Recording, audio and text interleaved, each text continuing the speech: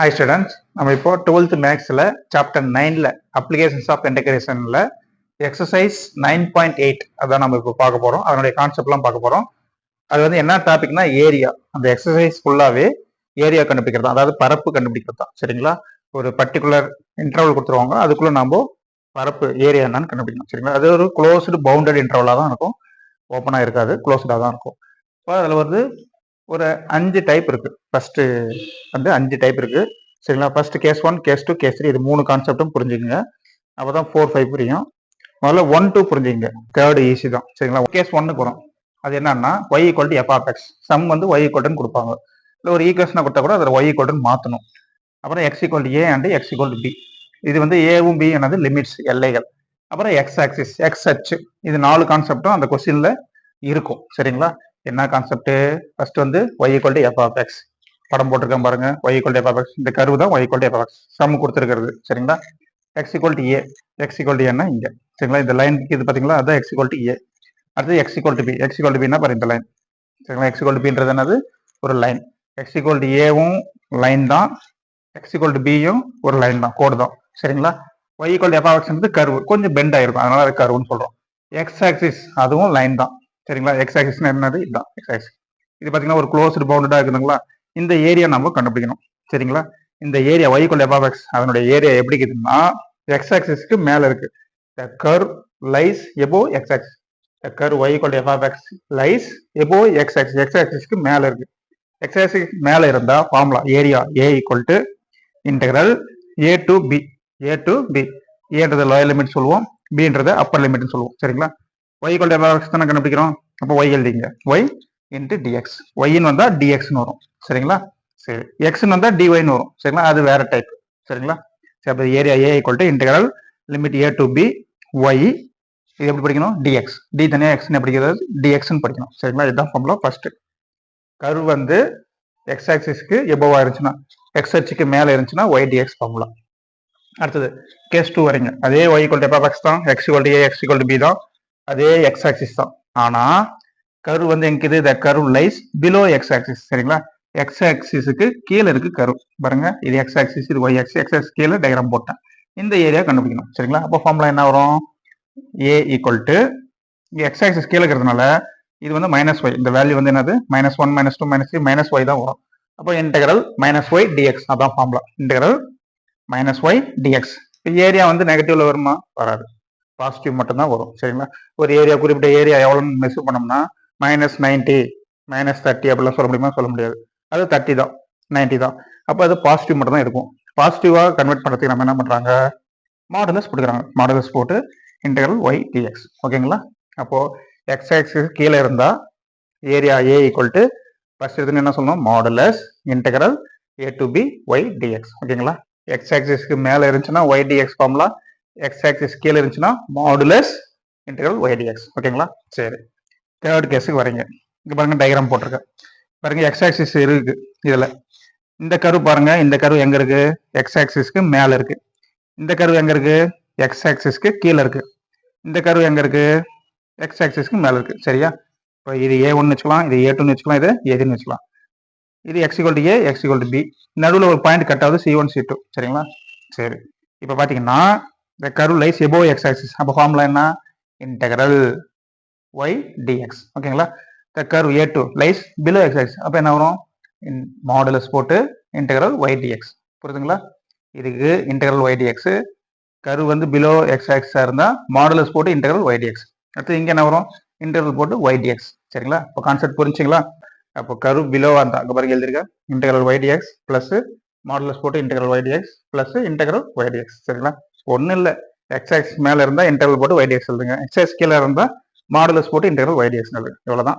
First 3 case explain பண்ணியிருக்கேன். சரிங்களா? இங்க லிமிட்லாம் அதுக்கு தகுந்த மாதிரி ஏல இருந்து C1 வரைக்கும் ஃபர்ஸ்ட்டுக்கு லிமிட், C1ல இருந்து C2 வரைக்கும் ரெண்டாவது, தேர்டுக்கு C2ல இருந்து B வரைக்கும். சரிங்களா? இதான் வந்து ஃபர்ஸ்ட் ஒரு 3 கேஸ். இன்னும் ஒரு 2 கேஸ் இது பார்க்கலாம். Next case 4.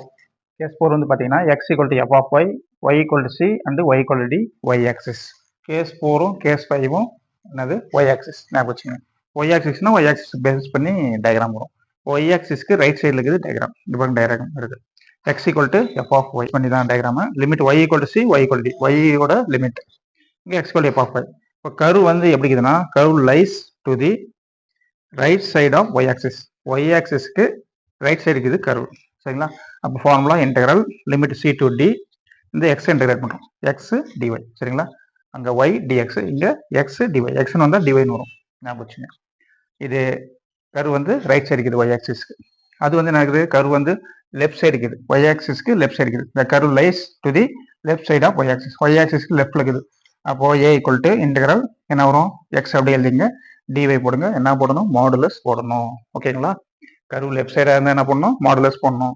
ஏன் லெஃப்ட் சைடுனா மாடுலஸ் போடுறோம், லெஃப்ட் சைடில் எக்ஸோட வேல்யூ -1, -2, -3 மைனஸ் வேல்யூ தான் வரும், சரிங்களா? மைனஸ் வேல்யூ வந்தால் ஆன்சரும் நெகட்டிவ்ல வர வாய்ப்பு இருக்குது.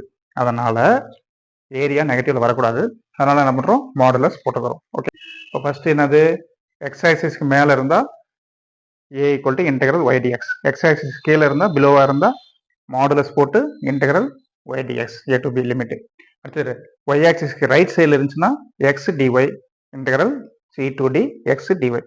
ஒய் ஆக்சிஸ் லெஃப்ட்ல இருந்தாக்க இன்டெகிரல் போட்டு மாடுலஸ் இன்டெகிரல் எக்ஸ் டிஒய். ஓகேங்களா? அவ்வளோதான். இந்த 5 கேஸும் ஞாபகம் வச்சுங்க, ரொம்ப ரொம்ப ஈஸி. என்ன இன்னொரு டைம் கூட சொல்கிறேன். First curve lies above x ஆக்சிஸாக இருந்தால் integral y dx, below x ஆக்சிஸாக இருந்தால் modulus integral y dx. Right சைடாக இருந்துச்சுன்னா எக்ஸ், ஒய் ஆக்சிஸ்க்கு ரைட் சைடில் இருந்துச்சுன்னா இன்டெகிரல் எக்ஸ் டிஒய், ஒய் ஆக்சிஸ்க்கு லெஃப்ட் சைடில் இருந்துச்சுன்னா மாடுலஸ் இன்டெகிரல் எக்ஸ் டிஒய். ஓகேங்களா? சரி, next area of the region bounded between two curves. சரியா? ஏரியா பிட்வீன் டூ கர்வ்ஸ்னா 2 வளைவரைகளுக்கு இடைப்பட்ட பரப்பு, அதான் கண்டுபிடிக்கணும். இதில் வந்து 2 கேஸ் இருக்குது, அவ்வளோதான். இதை வச்சு தான் பெரும்பாலும் 5 மார்க்ஸ் கேட்குறாங்க, இதை வச்சு தான். இப்போ கேஸ் 1 என்னன்னா y equal F of x and y equal to G of x. 2 curve கொடுத்துருவாங்க. அந்த ஃபர்ஸ்ட் 3 கேஸுக்குமே ஒவ்வொரு கர்வ் கொடுப்பாங்க, அது வந்து ஏரியா கண்டுபிடிக்கணும். இந்த 2 கேஸுக்குமே இந்தக்கு 2 கர்வ் கொடுத்துருவாங்க, அதுக்கு இடைப்பட்ட பரப்பு கண்டுபிடிக்கணும், பிட்வீன் ஏரியா கண்டுபிடிக்கணும்.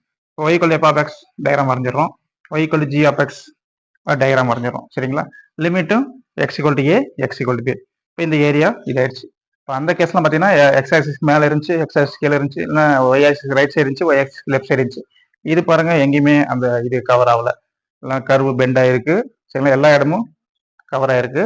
அது கர்வு, ஒரே ஒரு கர்வு. இது பார்த்தீங்கன்னா 2 கர்வு கொடுத்துறாங்க, மேலேயும் ஒரு கர்வு, கீழேயும் ஒரு கர்வு, சரிங்களா? அப்போ இது என்ன பண்ணணும், formula area A equal to integral limit எழுதினோம், எக்ஸ் ஈக்குவல் டு ஏவும் எக்ஸ் ஈக்குவல் டு பியும் எழுதினோம், லிமிட் எழுதிட்டு upper curve minus lower curve, சரிங்களா? எஃப் ஆஃப் எக்ஸ்ல இருந்து ஜி ஆஃப் எக்ஸை மைனஸ் பண்ணணும், சப்ட்ராக்ட் பண்ணினா அவ்வளோதான் ஆன்சர், சரிங்களா? பாருங்க ஒய் மைனஸ் ஒய், அதான் ஃபார்முலா, சரிங்களா?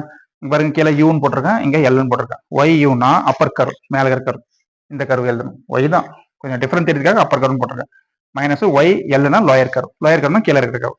இந்த கர்வ்ல இருந்து இந்த கர்வ் மைனஸ் பண்ணிடணும், மைனஸ் பண்ணி இன்டெகிரேட் பண்ணிட்டோம்னா அதான் ஆன்சர், சரிங்களா? ஒய்னு வந்து என்னன்னு சொல்லியிருக்கேன், டிஎக்ஸ்னு சொல்லியிருக்கேன், ஃபார்முலா இவ்வளோதான், சரிங்களா?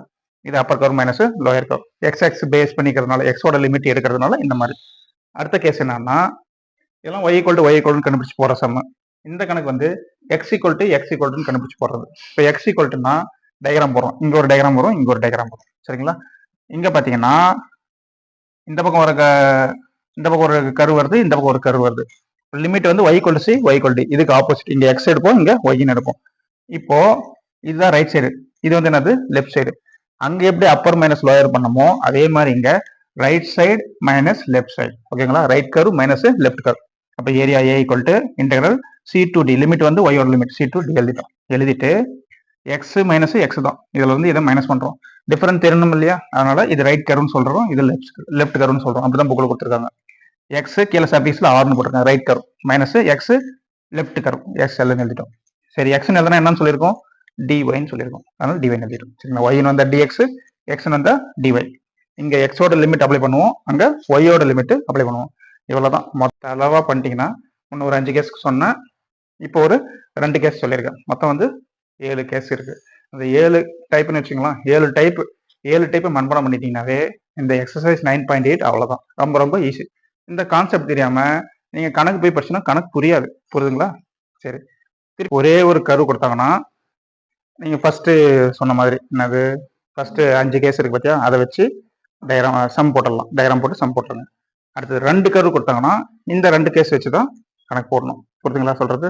அதாவது area between the two curve அப்படின்னு கேட்டாங்கன்னா இந்த ரெண்டு கேஸ் வச்சு தான். சரிங்களா? படிங்க, ரொம்ப ரொம்ப ஈஸி தான். என்ன உங்களுக்கு ஒரு 2 கணக்கு எதனா சொல்கிறேன் சும்மா.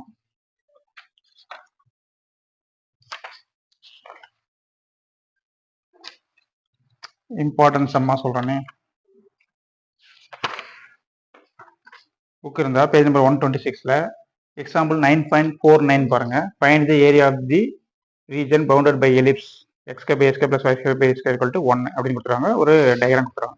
இது வந்து ஒரே ஒரு கர்வு தான் இருக்கு. சரிங்களா? 2 கர்வு இல்லை, ஞாபகம் வச்சுங்க. ஒரே ஒரு கர்வு தான் இருக்கு. எலிப்ஸ் டயக்ராம் போட்டுறீங்க. ஃபர்ஸ்ட் குவாட்ரண்ட்ல சேட் பண்ணிக்கிறீங்க. அப்போ 4 குவாட்ரண்ட் அதே மாதிரி தான் இருக்கு. 4ஆல் மல்டி பண்றீங்க. இப்போ எக்ஸஸ்க்கு மேலே இருக்கிற மாதிரி meaning integral y dx first case. சரிங்களா? இன்டெக்ரல் y dx அவ்வளோதான் போட்டீங்கன்னா ஆன்சர் வரும். இதுல வந்து y கண்டுபிடிச்சி லிமிட் y எக்ஸோட லிமிட் அப்ளை பண்ணினா முடிஞ்சு. சரிங்களா? அதே மாதிரி வேற ஏதாவது சம் பார்க்கலாங்களா? எக்ஸாம்பிள் 9.52 பாருங்க. 9.52 என்னது? y ஈக்குவல் டு சைன் எக்ஸ்னு கொடுத்துருக்காங்க. ஒரு கர்வு தான் கொடுத்துருக்காங்க. Limit x equal to 0, x equal to 2π இருக்குது. 0வும் 2π தான் கொடுத்துருக்காங்க லிமிட். ஆனால் நடுவில் ஒரு இடத்துல பாயிண்ட்ல கட் ஆகுது. சைன் 0ட வேல்யூ 0. அப்போ அந்த இடத்துல கட் ஆகுது. அப்போ டயக்ராம் பாருங்க. அப்பர் கர்வில் 1, லோயர் கர்வா 1 வருது. அதாவது x ஆக்சிஸ் மேலே 1, x ஆக்சிஸ் கீழே 1 வருது. x ஆக்சிஸ் மேலே இருக்கிறதுக்கு formula y dx, x axis கீழே இருக்கிறதுக்கு மாடுலஸ் இன்டெக்ரல் y dx. சரிங்களா? வேற என்ன? எக்ஸாம்பிள் 9.54 பாருங்க. அது ஒரு இம்பார்ட்டன்ட் சம். எக்ஸாம்பிள் 9.54 16/3 வருது ஆன்சரு. டயக்ராம்லாம் போட்டிருக்காங்க. Find the area of the region bounded between the parabola. 2 parabola. y square equal to 4x. டயக்ராம்லாம் easy. y square equal to 4xனா open rightward. x square equal to 4y அப்படின்னா என்ன வரும்? Open upward. சரிங்களா? ரெண்டுத்துக்கும் between the area shade பண்ணிட்டீங்கன்னா upper curve minus lower curve. மேலே இருக்கிற கர்வுக்கு y கண்டுபிடிக்கணும், கீழே இருக்கிற கர்வுக்கு y கண்டுபிடிக்கணும். ரெண்டுத்தையும் மைனஸ் பண்ணி இன்டெக்ரல் y dx போட்டீங்கன்னா ஆன்சர். சரிங்களா? லிமிட் கரெக்டாக இருக்கணும். 0 to 4 பர்ஃபெக்டாக இருங்க. சரிங்களா? எக்ஸாம்பிள் 9.55 பாருங்க. x square equal to y இருக்குது. x ஸ்கொயர்னு வந்தாலே படம் ஓப்பன் அப் வேர்டு தான், parabola. y equal to modulus X இருக்குது. மாடுலஸ் எக்ஸ்னா உங்களுக்கே தெரியும். கரெக்டாக ஆரிஜின்லேருந்து இப்படி நேராக கோடு போகிறோம், இப்படி நேராக கோடு போகும். v மாதிரி போகும் மாடுலஸ் எக்ஸ். 11th எக்ஸசைஸ் 1.4ல் படிச்சிருப்பீங்க. மாடுலஸ்னா v மாதிரி போகும். எக்ஸ் ஆக்சிஸ் ஆரிஜின்லேருந்து இப்படி v மாதிரி போகிறோம். டயக்ராம் போட்டாங்க. இதுக்கு ஒரு ஏரியா இருக்குது, இதுக்கு ஒரு ஏரியா இருக்குது. இதில் upper curve minus lower curve. சரிங்களா? எனக்கு இது -x மைனஸ் இந்த கர்வோட மைனஸ் பண்ணுங்க. இந்த பக்கம் ப்ளஸ் எக்ஸ் மைனஸ் இந்த கர்வ் எக்ஸ் ஸ்கொயர் அதை மைனஸ் பண்ணுங்க. அதை போட்டிருக்காங்க பாருங்க. X minus X square dx. சரிங்களா? ரெண்டு ஏரியாவும் ஈக்குவலாக இருக்கிறதுனால, ஈக்குவலாக சேட் ஆகிக்கிறதுனால ஒரு ஏரியா கண்டுபிடிச்சி 2ஆல் மல்டி பண்ணிட்டாங்க. சரிங்களா? செம்ம ஈஸி தான். இன்னும் பாருங்க. சரிங்களா? 2 நாள் தான் இருக்குது. கொஞ்சம் நல்லா சின்சியராக பார்த்து நல்லா படிங்க. கொஞ்சம் சேனலை சப்ஸ்கிரைப் பண்ணுங்கள். உங்கள் ஃப்ரெண்ட்ஸுங்களாம் கொஞ்சம் அனுப்புங்க. அவங்களையும் சப்ஸ்கிரைப் பண்ண சொல்லுங்கள். Bye students.